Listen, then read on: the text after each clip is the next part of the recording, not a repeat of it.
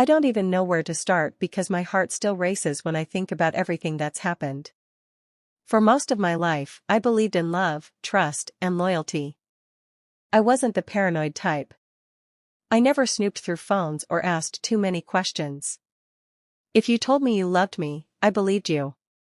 If you said you were working late, I wished you good luck and waited at home.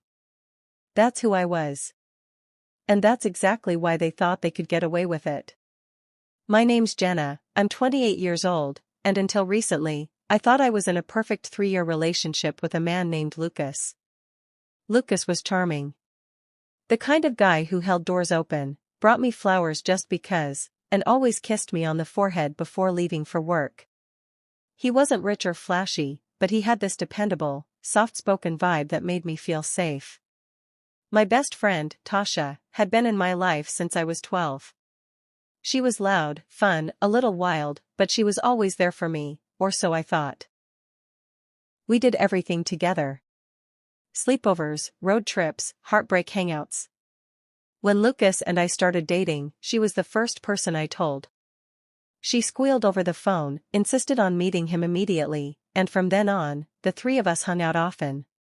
Looking back now, I see the signs. The way she laughed a little too hard at his jokes. The lingering glances when they thought I wasn't looking. The inside jokes they'd share that I wasn't part of. But at the time, I was just happy. Then things started to change. It began small. Lucas became distant. He stopped texting me good morning. Started working late, a lot. Weekends became guys' nights or family visits I was never invited to. One night, I was lying in bed when I noticed he had changed his phone password. Lucas never kept his phone locked before. My stomach dropped, but I told myself I was overthinking. People change their passwords all the time, right? Then came the weird calls. I'd catch him stepping outside to take phone calls, speaking in low voices. One night, while brushing my teeth, I overheard him whisper, "Yeah, can't tonight, she's here. She's here." Meaning me. I froze, toothbrush in hand, staring at my reflection like, did I just hear that? That was the first real crack in the glass. A few weeks later, Tasha started acting strange too. She became distant, started canceling plans, and when we did meet up, she was always glued to her phone. When I'd ask who she was texting, she'd smirk and say, just someone from work or nobody important. I felt like I was going crazy. One Friday afternoon, Lucas told me he had to go on an out-of-town work trip. Something in my gut screamed at me. So I decided, for the first time in my life, to snoop. Lucas had left his laptop on the dining table. He always logged out of everything, but that day, it was open. And what I found? God. I opened his email first. The first thing that popped up was a hotel confirmation for that very night. For 2 people. My heart stopped. I clicked into the email thread. Attached was a conversation between him and someone saved as T. I scrolled. My hands shook. The messages were all there. Can't wait to see you tonight. I miss you. Are you sure Jenna's buying the work trip story? She's clueless. As always. Love you. I blinked. Reread. Blinked again. No. I opened his saved contacts. T was Tasha. I wanted to throw up. I wanted to scream. I wanted to punch something. The betrayal hit me like a train. I sat there, breathing hard, scrolling further. Months of emails. Hotel bookings. Dinner reservations.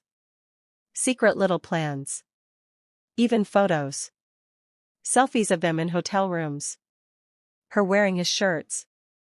Him kissing her cheek. They had been together, for at least a year. A year. While I confided in Tasha about every fight, every sweet moment, every hope I had for my future with Lucas, she was sleeping with him. I couldn't sit still.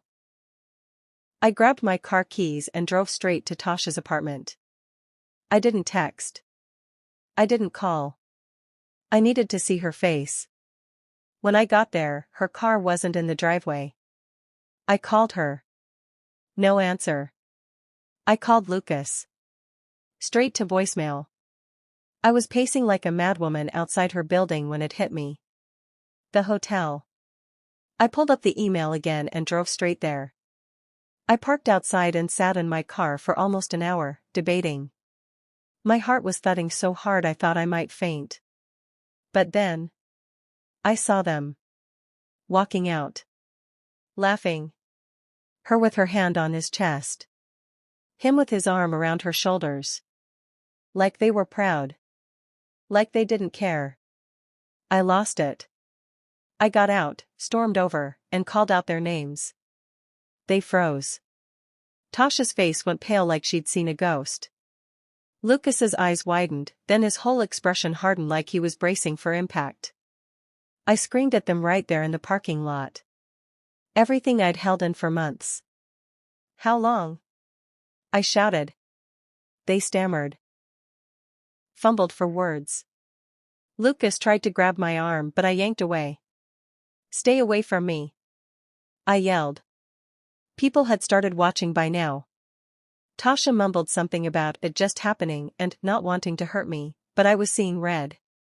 I left them standing there like the liars they were. But I wasn't done. I went home and spent the whole night gathering screenshots, emails, photos, everything. Then, I did the unthinkable. I created a group chat with all our mutual friends, Lucas's mom, and Tasha's siblings. I sent everything. Every screenshot. Every hotel receipt. Every disgusting message. I outed them both, publicly. The fallout was nuclear. Lucas's mom called me crying, apologizing for her son's behavior. She told me she had always liked me and was ashamed of him. Tasha's brother, who I'd grown close to over the years, called her disgusting. Friends took sides. Some blocked both of them immediately. Others sent me private messages saying I was too harsh or went too far. Lucas and Tasha both texted me multiple times. Lucas said I was immature for airing private matters publicly. That I should have handled it like an adult.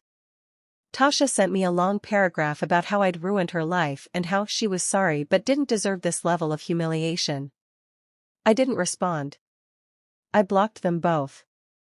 But the story didn't end there. A few days later, I got a call from an unknown number. It was one of Lucas's coworkers. Apparently, I wasn't the only one. Lucas had been sleeping with another girl from work for months. The coworker thought I should know because the office rumor mill had exploded after my mass message exposure stunt. And guess what? When Tasha found out, she had the nerve to call me again. Sobbing. Begging me to talk to her.